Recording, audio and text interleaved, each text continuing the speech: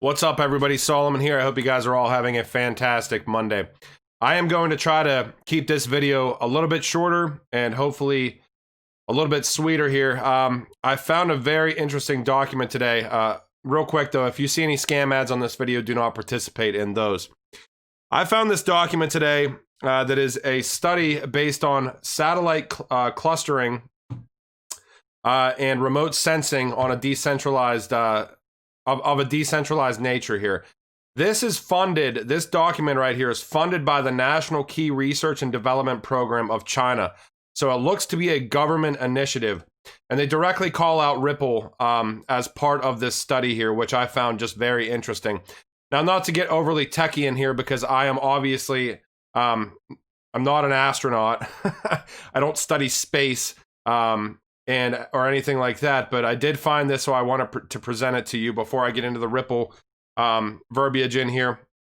The introduction of this is satellite remote sensing aims to obtain information from the Earth's surface. It has been widely used in geography, earth science, meteorology, the military, etc. In traditional imaging missions, a single low Earth orbit satellite is often used to take images of multiple targets, multiple times. However, the increasing number of missions and the higher time resolution requirements call for more satellite members. Besides, different missions require different kinds of payload, but multiple payloads can hardly be carried by one satellite. Furthermore, multiple payloads can hardly work together at the same time in the narrow imaging time window. Therefore, current remote sensing missions rely more and more on large satellite clusters, which brings new challenges to mission assignment and planning. They're talking about this multi-agent system to provide a solution to the distributed autonomy problem for multiple satellites. They talk about a lot of crazy stuff in here, but I want to get into when they talk about Ripple. This is multi-granularity partition of the multi-agent negotiation model. The framework in this paper, remember, this is the Chinese government funding this study, is decentralization. In the blockchain technology, there are several consistency algorithms. They mention a couple here, then they directly mention Ripple. They also mention proof of work, proof of stake. Now, for this model and this paper, they applied Raft, PBFT, and Ripple. Now, you go down further in here, and they talk more about Ripple here. Using the process of request, prepare, commit, and reply, or pre-prepare, sorry. In Ripple, more leaders are elected. Now, this is just talking about this results verification mechanism. In Ripple, more leaders are elected. The consistent process is divided into two parts: consistency and leader group, and global consistency. 3 roles of satellites, etc., etc. High-level granularity. Ripple and PBFT algorithms are combined to improve system stability and negotiation accuracy. These modifications include leader group member selection method. In Ripple algorithm, the leader group member is, I'm not going to go through this whole thing for you guys here. I mean, if you want to find this, you can find it. Extremely interesting to me that we've got the Chinese government directly funding a study out of the Beijing University of, or this university that is in Beijing, School of Astronautics. So, and I don't know, I found it interesting. You don't come across Chinese funding of Ripple every day. So, all right. Speaking of China, spending with China's digital yuan around $300 million. People's Bank of China says. Now, this was just announced today. More than $2 billion have been spent using China's new digital currency so far in 4 million separate transactions. The governor of the People's Bank of China said on Monday. So we've got China with their own national digital currency. Already very much so in trials, I would say active at this point, and the United States does not even have an inkling of a leg to stand on at this point. At least we're led to believe from a technology standpoint. We can't even decide on regulations, and China's already testing their digital currency. The UK, we know that the UK is further ahead. Europe's further ahead. Canada's further ahead. But from everything that I've seen, China is very far ahead. So we'll see where this goes. World Economic, and this is really interesting right here. The World Economic Forum and the Global Blockchain Business Council today, they basically released this survey of global blockchain standards. And it's not even like a survey. It's this entire mapping thing that they just did, which is just really cool to look at here. So if you go to gbbcouncil.org, Global Standards Mapping Initiative, they went through 185 jurisdictions, 379 industry groups, 30 plus technical standard setting entities. Now you can go on here and you can literally, you can basically click on any country here and say I wanted to click on the, United States. It would tell me, all the way from the IRS down to state regulators, down to the, to the Congress, to the, Joint Securities and Exchange Commission, all of the enforcements, the guidances, current lawsuits that are going on. It's just incredibly interesting. And I think that this is a great tool to use to see where we're actually currently at right now. You click on Russia, you can see Moscow Department of Information Technology. This to me is actually a great thing to use potentially even for looking in for more research here in the near future.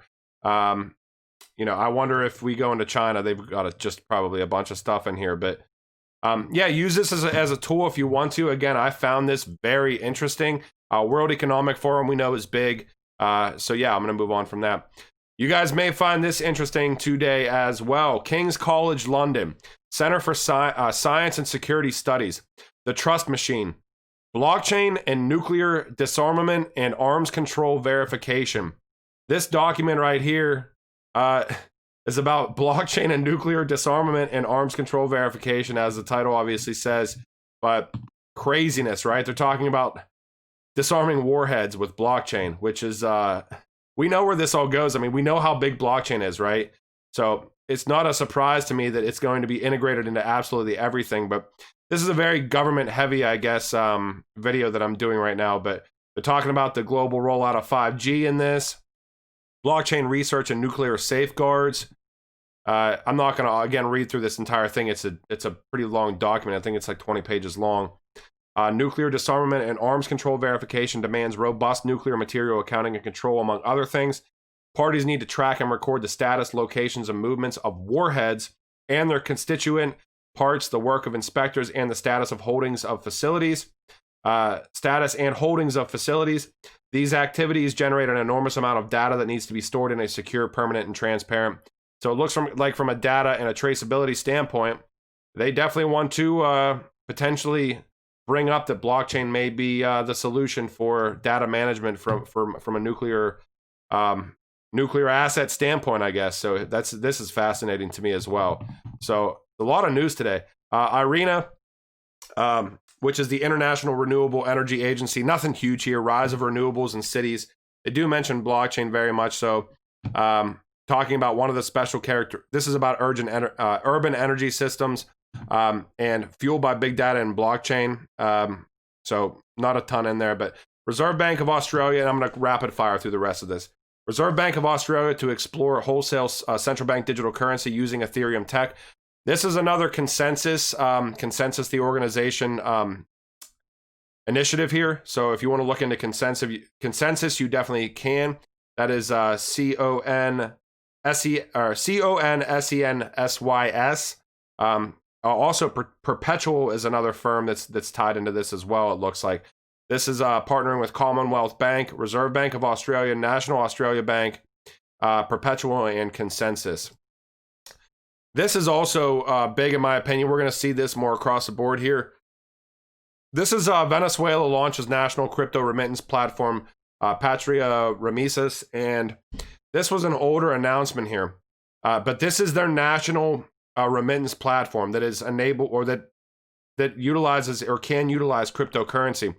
Now, a newer announcement just a couple days ago, they updated their they put an update for the network of this Patria platform, update of remittances, exchange, and wallets and crypto assets.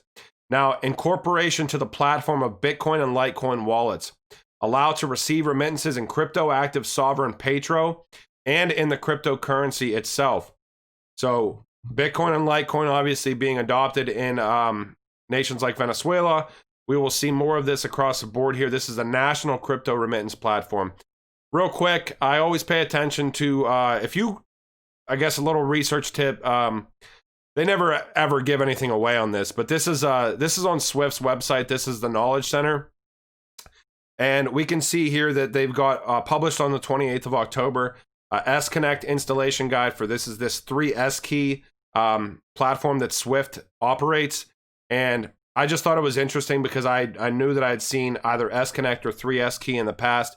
Real quick, we'll go to that in a second here, but if you go to their publications on their Knowledge Center, and it's probably not going to load now. Actually, I'll just go to Knowledge Center.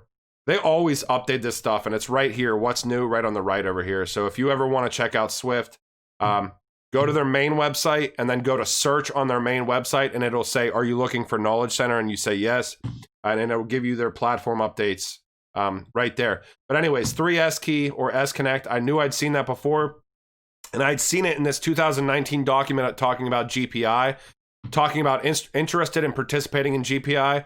You must be a G4C GPI bank. Supporting 3S key is nice to have. This talks about SwiftNet.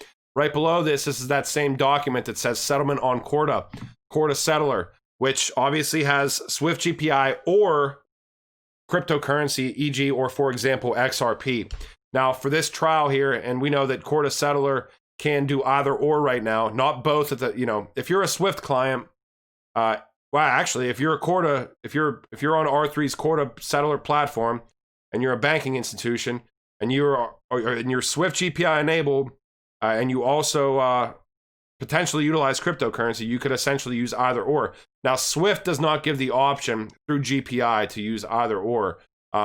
That's just the one link. So there's always a misconception that XRP is directly integrated into Swift. I have never seen anything like that, but I do pay attention to Swift because I am not trying to be obtuse and overly ignorant as far as anything that's going to happen in the future, so I try to pay attention. We can see right below here, we saw they said this 3S key. They're obviously updating with this S-Connect on their previous document. This GPI link does not enable XRP or any cryptocurrency settlement, so obviously that's squashed, at least as far as when that document was out. eToro is the first major exchange to lend support to the Flare network, which is awesome. Mastercard president says crypto patents will pay off when central bank digital currencies arrive. I found this to be very interesting. Take it with a grain of salt. It's from Coinbase.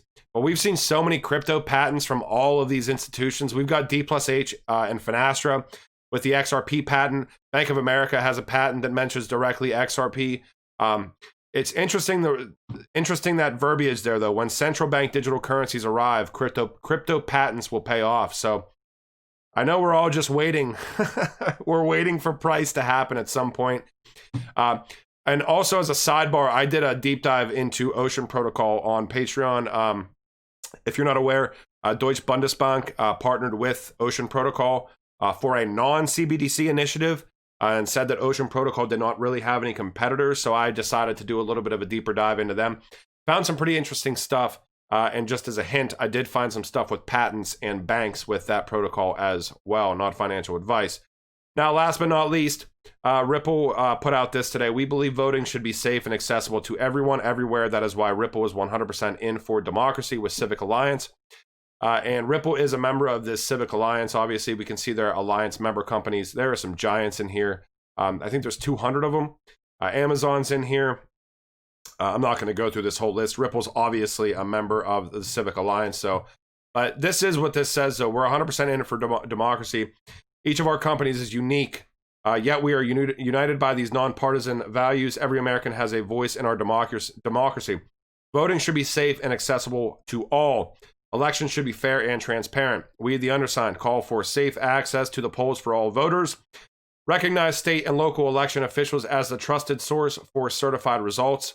And encourage patience as officials count every vote.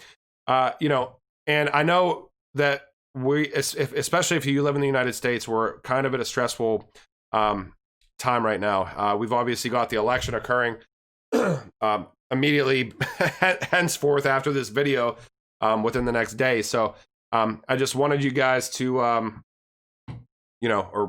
be aware, that regardless of what side of the political spectrum you may fall on, I do believe that it's our responsibility to vote. I vote, regardless of what you think from what the Electoral College actually does, et cetera, et cetera. You've got to at least state your voice however you can. If the country is going to give you the opportunity to do it, I'm going to do it personally. You do whatever you want to do, though. But, I do think, though, that the way that this election is going to go with the mail-in ballots, et cetera, I would love to see, and I don't know what your opinion is on mail-in ballots. That's your opinion. I have my own opinion. But I think we would all agree that in 2020, there is an immutable way to verify election results. And I believe that goes directly through distributed ledger technology and blockchain in the future. And I would like to see that implemented sooner rather than later. Obviously, that's not going to happen if we don't even have regulations for clear-cut regulations for blockchain and digital assets yet. I would imagine they don't even use digital assets for that process, but I would love to see that happen at some point. I hope you guys liked this document there with basically the Chinese government funding an initiative for satellites surveillance and Ripple. And if you like this, thank you. Like and subscribe if you want to. And if there's news tomorrow, I will definitely present it. All right, later.